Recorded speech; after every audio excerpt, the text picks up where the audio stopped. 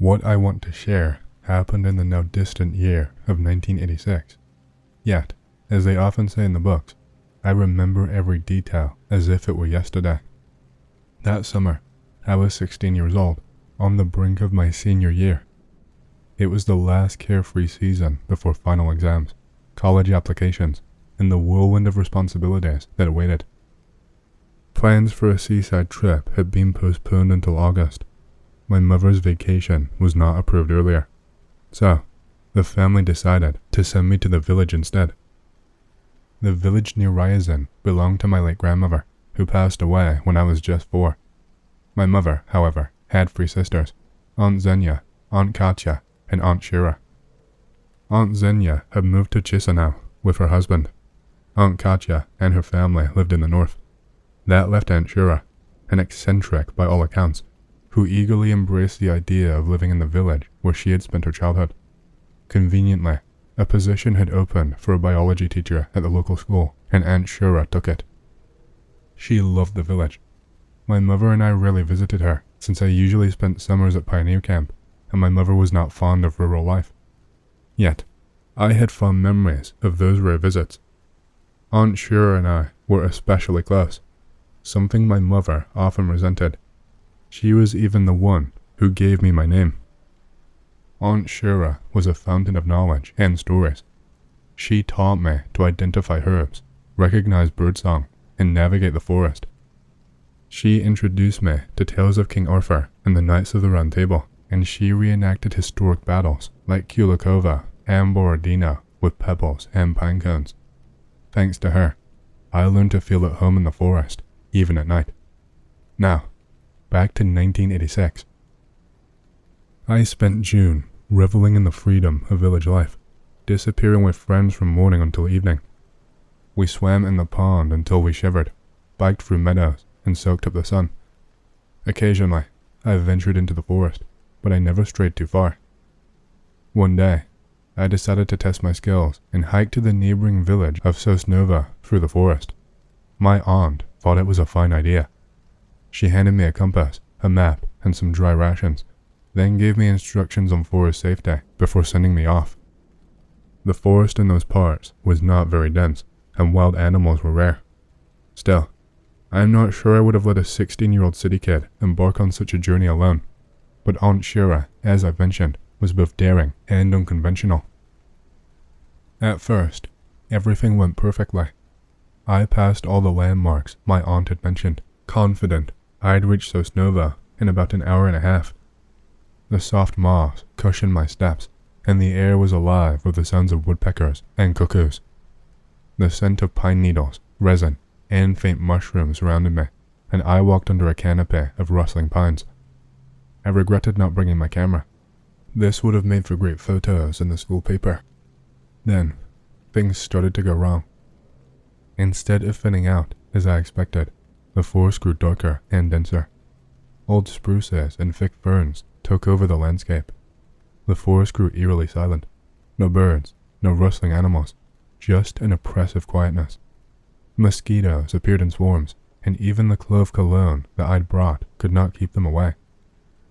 My compass, too, began to behave oddly. The needle spun wildly, then froze, refusing to respond. Panic began to creep in. I was lost, but how? I had followed the map and compass exactly. There was nothing to do but keep walking. Sitting down in the moss and wishing for a miracle was not an option. Swallowing my fear and frustration, I pressed on. After half an hour, the forest finally began to thin, and I stumbled onto a beaten path. Odd, it was not marked on the map, and my aunt had not mentioned it. Still, a path was a path. Surely it would lead somewhere. And it did. I found myself in a wide clearing where a village stood. Not the one I was headed for, of course, but it was bustling with people. That was good enough. They could show me the way, or even offer me a ride. The villagers were busy with their tasks, moving about in a strangely old-fashioned manner.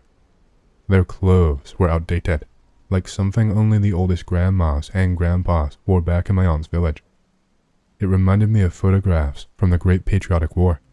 But really, what did it matter how they dressed? I walked up to the nearest house and knocked. The door was opened by an old man, tall and broad, with a lush, snow-white beard. He looked like Father Frost from our kindergarten New Year parties. He stared at me, puzzled. "Excuse me," I began. "I'm from Tetsuya. I was heading to Sosnova, but got a little lost. Can you tell me the quickest way there? It's getting late." The old man sighed deeply, furrowed his brow, and answered after a pause. "I don't know any Sosnova. There are dense forests beyond here. This village is Nosova." I thought that was odd. Sosnovo had been around for decades. He should know it. He didn't seem senile either. His speech was clear, and he carried himself confidently. Strange, but before I could say more, he invited me inside for tea and rest, promising to explain how to get home. The tea he served was incredible, brewed with strawberry and currant leaves. Its flavor grew richer with every sip, almost dreamlike. The hut was spacious and immaculately clean. In the corner, a trestle bed held old toys, a wooden horse on wheels, a shabby teddy bear missing a paw, and a rag doll. By the stove, bunches of dill and parsley hung drying, just like the ones my aunt stored for the winter. On the wall was a large, black and white photograph of a laughing girl, about 6 years old, wearing a patterned headscarf. Noticing my gaze, the old man nodded at the photo. "My granddaughter, Glashenka," he said. "She fell ill. Her parents took her to the city to see a doctor." I smiled and wished Glashenka a quick recovery. The tea calmed me. I forgot about the erratic compass and the eerie, silent forest. Sleepiness crept over me as I sat there. The old man sat across from me, glancing now and then at a window covered with a faded curtain. I think I dozed off, but the sharp cawing of crows pulled me from my haze. Their cries grew louder and louder, and I smelled smoke. The old man stood by the window, leaning against the wall. "Grandpa, what's going on?" I asked, alarmed. "Is something burning?" He turned his head slowly toward me and said, almost to himself, "Once again, we did not make it. And you did not make it either, boy. What a shame, but what can be done now?" Without another word, he opened the door and walked outside. Panicked, I hurried after him. Crows were circling above the clearing, screeching wildly. Smoke stung my eyes as it filled the air. In the distance, I could hear the crackling of burning trees. The entire village stood gathered, watching the fire creep closer. The forest fire had surrounded the clearing, edging toward the house. What chilled me was not the fire, but the villagers' expressions. They stood there silently, resigned, as if they had accepted this fate long ago. Then, in unison, they began walking toward the flames. One by one, they vanished into the smoke. No screams, no hesitation. I shouted at them, begging them to stop, to jump into a pond if there was one, or hide in cellars. Anything to save themselves. But they did not respond. It was as though they could not hear me at all. The last to leave was the old man. By now, the fire had reached the edge of the village. Just before stepping into the flames, he turned to me, shook his head, and shouted, "Forgive me, boy," the old man called out. "We forgot the fire again. Every year we forget, and now we failed you too. Forgive us, for God's sake." With that, he stepped into the flames. I was left alone in the middle of the burning village, choking on smoke and blinded by stinging tears. I collapsed to the ground, covering my head with my hands, and sobbed uncontrollably as the roaring fire closed in. The flames howled above me, and I screamed until there was nothing left in my lungs. Then, the suffocating heat and smoke dragged me into unconsciousness. When I came to, it was early morning. I was lying on dew-soaked grass, and the crisp, cool air was a relief to my lungs. Somewhere nearby, a grasshopper chirped, breaking the silence. I took a deep breath, savoring the freshness, but terror kept me from opening my eyes. Images of the burning village and people walking into the fire still haunted me. Finally, I forced one eye open, and to my astonishment, there was no fire, no village, nothing but a clearing surrounded by green pines, firs, and the occasional birch. The grass was tall, reaching my knees, and the clearing looked peaceful, untouched by flames. Looking closer, I spotted faint traces of the past, the remnants of foundations hidden under the overgrowth. As I walked across the clearing, I stumbled into several filled-in holes, former cellars, long abandoned and forgotten. I did not care to stay or explore further. The only thing I wanted was to leave, and I set off, without even searching for my lost compass or map. After wandering for half an hour, I emerged onto a dirt road where a passing car rattled toward me. The driver, a summer resident, stopped when he saw me, shaking, pale, and disheveled. He listened to my story about getting lost in the forest. I wisely left out any mention of the fire or the village, and offered to drive me back to Tetsuya. When we arrived, my aunt and a group of neighbors were waiting for me, exhausted from a sleepless night of searching. Baba Glasha, one of the neighbors, immediately whisked the summer resident off to her house to feed him breakfast and give him fresh milk, leaving my aunt to deal with me. Wrapped in a blanket and trembling, I tried to tell her what had happened, but as soon as I began, tears overwhelmed me, and I sobbed like a small child. Aunt Shura gave me valerian to calm me, and after only a couple of hours was I able to recount the story. She listened in silence, her expression unreadable. When I finished, she poured 2 glasses of homemade rowan tincture, handed one to me, and downed hers in a single gulp. After a moment, she sighed and said, "You know me, Leova. I'm an atheist and a skeptic. Always have been. But you're a sensible boy. You've never had problems with your head." She paused, rubbing her temples before continuing. "Before the war, there was a village not far from Sosnova. Nosova, just like you said. It's not on any maps now. That's because, right before the war, it burned to the ground in a forest fire. Everyone who was there that day died. The village was completely surrounded by flames. The few survivors were those who were not home at the time. After the fire, they scattered. Baba Glasha, she was from there. She was only 7 that year, and it's fair to say appendicitis saved her life. Her parents took her to a hospital in the city.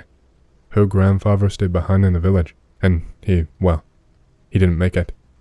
She does not talk about it, and you should not either. But from the photo she showed me, her grandfather looked exactly like the man who gave you tea." She fell silent, her face drawn. "So, I saw ghosts?" I asked, hesitantly. "But you always said they don't exist." She sighed again and shook her head. "Turns out they might, and I don't know what else to say. I have never understood this kind of thing. Just try to get some sleep and forget about it if you can." I tried, and for the most part, I succeeded. But years later, the forest village still comes to me in dreams. Each time, I wake up choking and coughing, the sharp tang of smoke in my throat, smoke that is not really there. B-2015 May. Living in a small town in Mexico. Only one homeless guy in the entire town. His name is Ignacio, but everyone calls him Nacho. Nacho is a pretty normal dude for the most part, just sorta depressed, and claustrophobic. Really fucking claustrophobic. He refuses to enter any buildings of any sorts. Will immediately start mumbling, "I don't really want to go inside," if you even mention going inside. One time, some men from the local church tried to force him inside the church so they could give him dinner. Nacho immediately threw himself on the floor and started screeching. He refused to budge from the spot. Eventually, the men gave up and brought his dinner outside. Nacho ate his dinner on a bench across the church. Anyways, I'm at home, bored out of my mind. Mom comes up to my room. "Anon, go drop your sister off at her sleepover." Whatever. I don't have anything else to do. Decide to walk because it's close by. Drop my sister off at her friend's house. Decide to buy some snacks before I head back home. Come across an alley. At the other end of the alley is an abarrotes, like a convenience store but smaller. Cool, a shortcut. Enter the alley. There is nothing in the alley aside from some trash bins and cardboard boxes. See somebody by the dumpsters. As I get closer, I can see it's Nacho.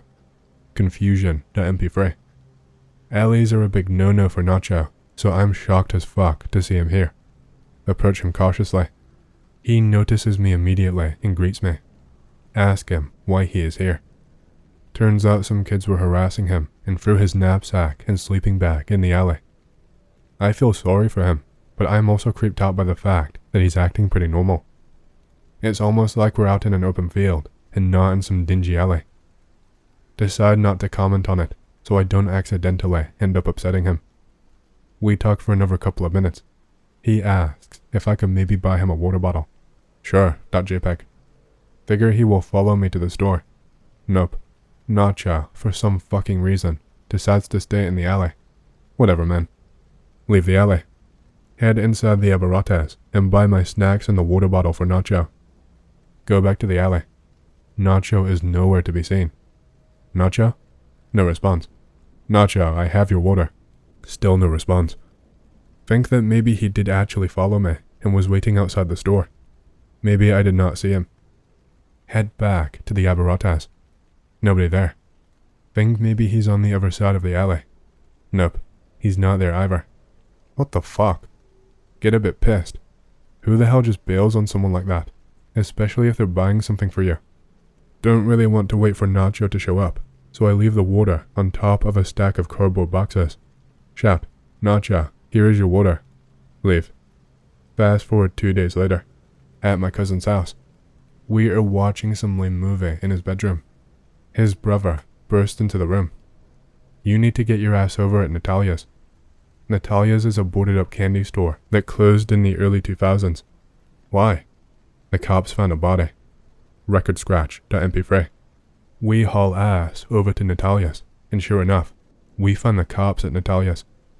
They have sectioned off the street. It seems like half the town is there, crowding the surrounding streets. A lot of the townsfolk are murmuring. Some of them ask if they found a body. The rumor spreads like wildfire. It's Nacho, someone whispers. I feel my stomach drop. Push my way closer to the caution tape, my cousin trailing behind. Catch snippets of conversation. Been dead for days. How'd he even get in there? Finally hear a cop muttering to another. Must have crawled in through the old vent. My cousin grabs my arm. You were the last one to see him, weren't you? Panic sets in. Yeah, I was, but how could he end up here? The old candy store's been sealed off for years. Even kids don't mess with it. Decide I have to say something.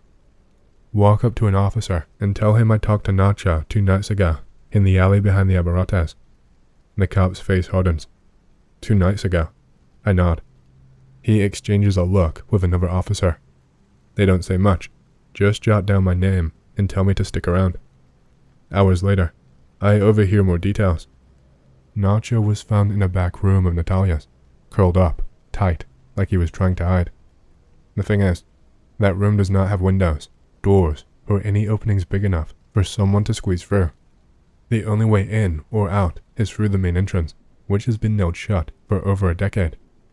The coroner says he's been dead for at least 4 days. 4 days. But that does not make any sense. I'd seen him just 2 nights ago, alive and normal in the alley. As I walk home that night, clutching my coat against the sudden chill, I pass the alley again. Can't help but glance down it. My heart stops.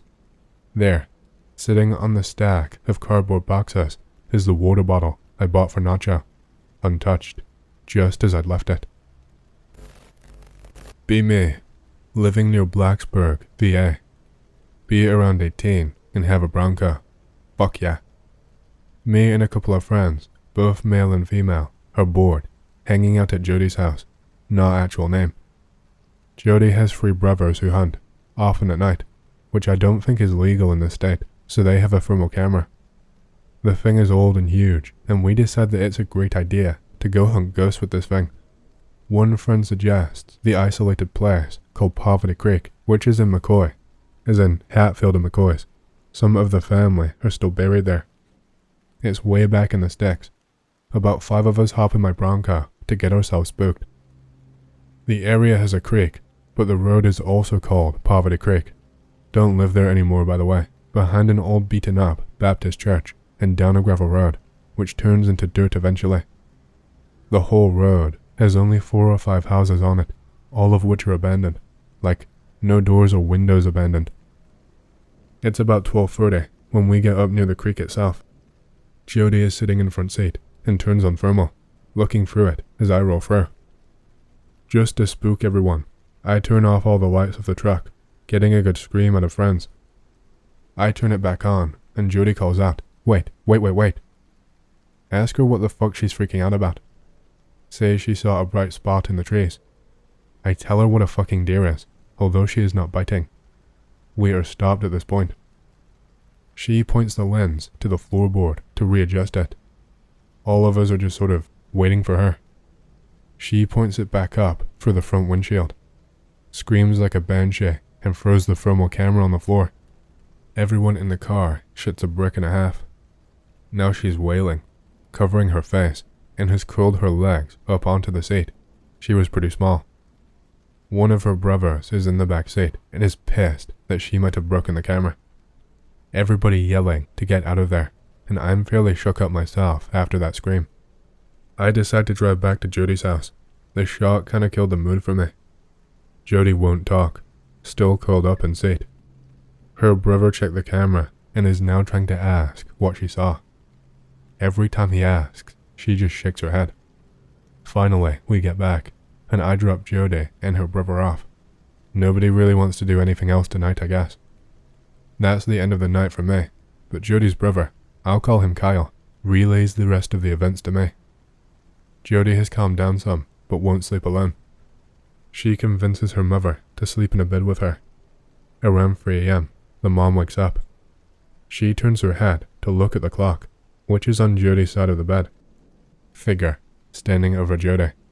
It's just under 6 foot, and the texture of it is like static on a TV. Like you can't focus on any detail, just the overall shape.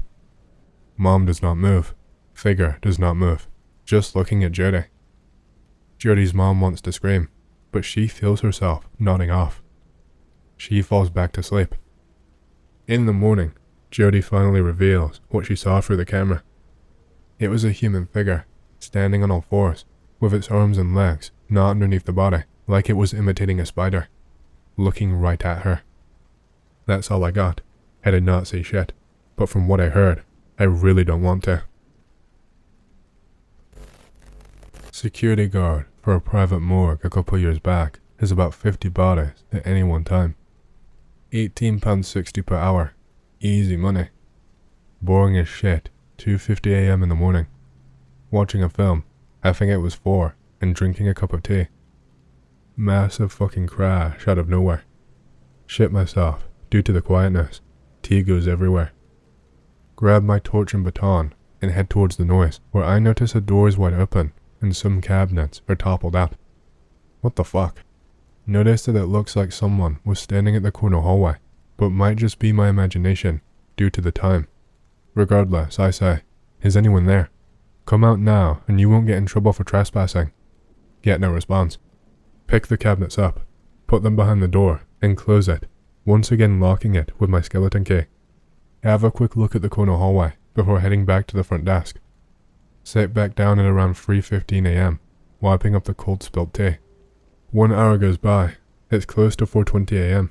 My shift is over in a little under 3 hours. Still pitch black, then I hear it. A fucking scream emanating from the hallway that I checked. I panic like a motherfucker. Grab my torch. My baton is out, and got a knife in my pocket anyway for backup. Charge into hallway. Notice the double doors at the end are open, as are 2 side rooms, despite them being locked the hour before. 2 lights are blown out. Run back to front desk, checking CCTV. Doors just blow open when that scream emanates. Don't know what to do.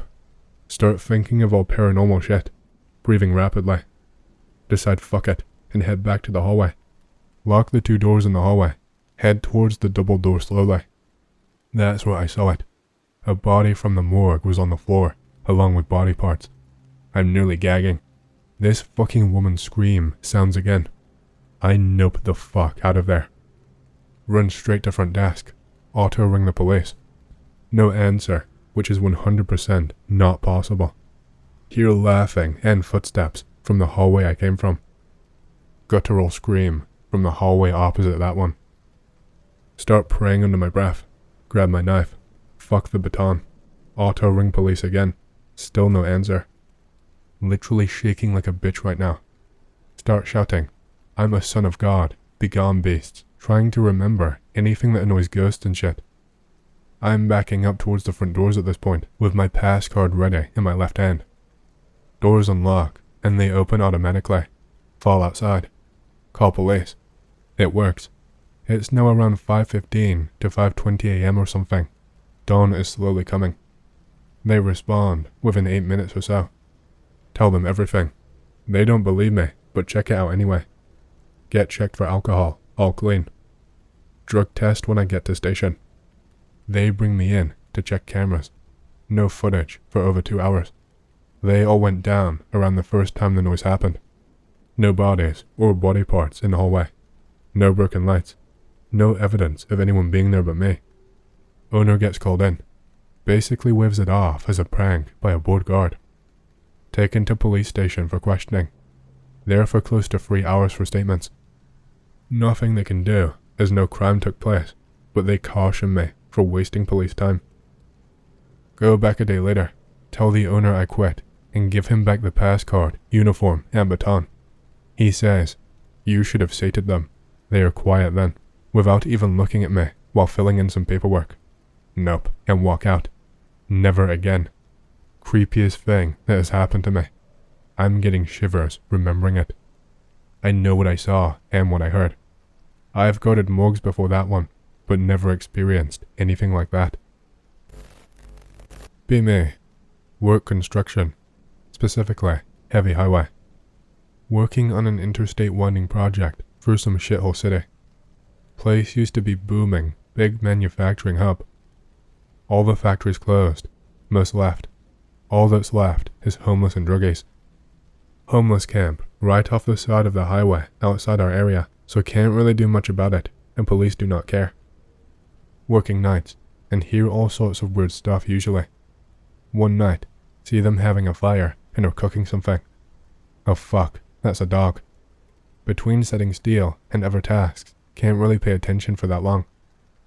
Catch them fighting over parts of the carcass periodically. One night stood out though. Shift is about starting when I hear yelling. One dude has a machete or something, literally hacking his buddy to pieces. See it sink into his friend's arm as he tries to defend himself. Machete just about goes through it. Get the attention of the traffic cop, who then runs over their yelling. Machete guy runs off. Cop tries to tend to the victim. Guy did not end up making it. They caught the assailant though. They were fighting simply because the victim slept with the assailant's lady friend. Still bothers me today. For context, I have light eyes, /skin, /hair, but my mother is from Spain, so I speak fluent Spanish. Be me, at 21 years old, studying abroad. Make friends with a girl. She invites me to a party. When I arrive, there is hardly anyone else there. 2 other girls. That's it. Okay, whatever. Let loose. Have a good time. The girls keep pushing liquor on me. Seems like they're drinking a lot too, so I go with it. Having fun, until I hear one girl ask the other in Spanish, is now the time. The other girl answers in Spanish. She seems pretty out of it. I am feeling a bit dizzy and warm, nauseous on top of drunk, and now freaked out too. I say I have to go to the bathroom. Press my ear to the door. I hear them whispering to each other, asking if they gave me enough, if Carlos would be here soon to pick me up, if I was suspicious or having fun. Nope, nope, nope. Crawled out of the second floor bathroom window, landed with a thud. Ran as fast and as far as I could before I felt too fucked up and fatigued. Ended up laying down on a bench in a park for a few hours, but fuck it. I was fine after resting for a bit. I think those girls drugged me and were going to sell me to Carlos. Luckily, I speak perfect Spanish, but look white as hell.